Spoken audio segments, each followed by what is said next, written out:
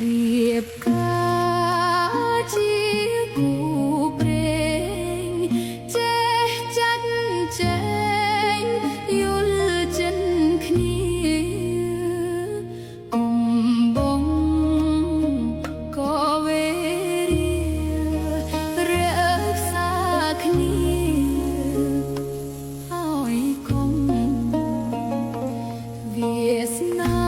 ជួបជាភពសំណាងកុំ